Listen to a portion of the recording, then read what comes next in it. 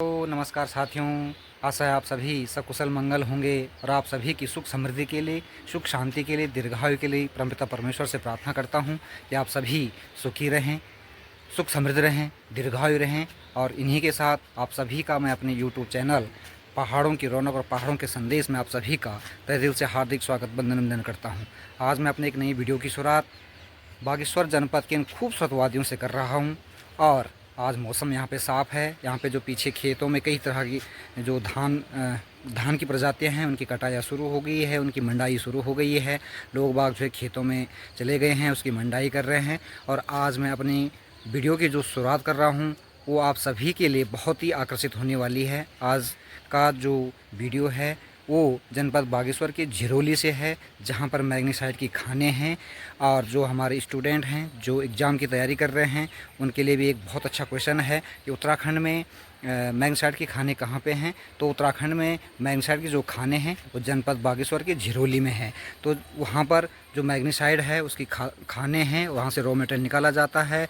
ठीक नीचे काफली गैर है जहाँ पर उसके कारखाने लगे हुए हैं, वहाँ पर इसकी प्रोसेसिंग होती है और उसके बाद वो सप्लाई होती है। तो मैं आज विस्तार से मैग्नीसाइट जो खाने हैं उसके बारे में आप सभी को अवगत कराऊंगा और आप सभी का पुनः तहे दिल से आभार व्यक्त करता हूं। सीधे आपको मैग्नीसाइट जो खाने हैं वहां से आप सभी को रूबरू कराता हूं। तो दोस्तों, जैसे मैंने आपको कहा था कि मैं सीधे आपको मैग्नीसाइट माइनर पे ले जाऊंगा। यहाँ ये मैग्नीसाइट के खाने हैं, देखिए आप। और ऊपर सामने ये यहाँ पे झिरोली गांव है। तो ये है वो झिरोली जहाँ पे मैग्नीसाइट के खाने हैं। और इन खानों का पूरे 100 साल का बॉन्ड हो रखा है। और अभी लगभग 52 साल यहाँ पे लगातार 52 साल से यहाँ पे लगातार खुदान हो रही है। 48 साल अभी बाकी हैं।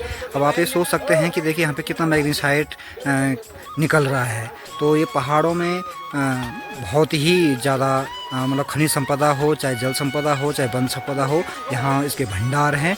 और सीधे आपको आज रूबरू करा रहा हूँ मैग्नीसाइट के जो खाने हैं।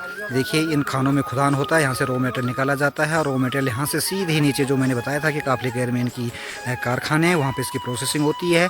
और ये मैग्नीसाइट एक पत्थर टाइप का निकलता है, पत्थर चमकीला होता है। तो जब मैं नियर बाई इस खान की जाऊँगा तो निश्चित ही आपको उस दिन और रूबरू कराऊँगा कि ये मैग्नीसाइट होता क्या है। लेकिन आज की इस वीडियो में आपको सिर्फ मैं यहाँ के क्षेत्र का, यहाँ के पर्यावरण का, यहाँ के सौंदर्य से आपको अवगत करा रहा हूँ। और सीधे ये झिरोली है जहाँ पे मैग्नीसाइट की खाने हैं और यहाँ पे लगातार खुदान चल रही है।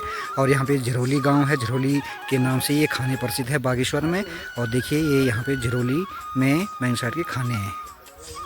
क्यों, देखिए मैं आपको आज कुमाऊँ की एक और संस्कृति से रूबरू करा रहा हूँ।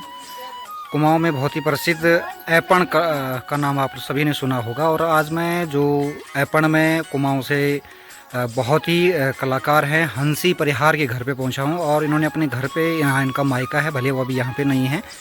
तो यहाँ की एक और संस्कृति है ऐपण। और ऐपण देखिए आप, यहाँ सीढ़ियाँ हैं, सीढ़ियों में आपको मैं ये ऐपण कला दिखा रहा हूँ।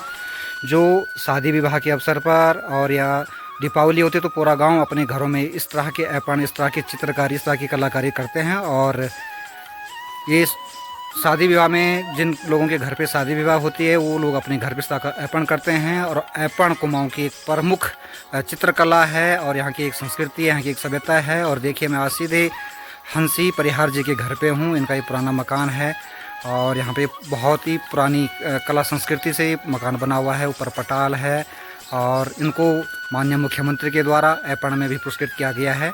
ये इनका घर है। और देखिए बहुत ही सुंदर ऐपण कला यहाँ की आप सभी को रूबरू करा रहा हूँ।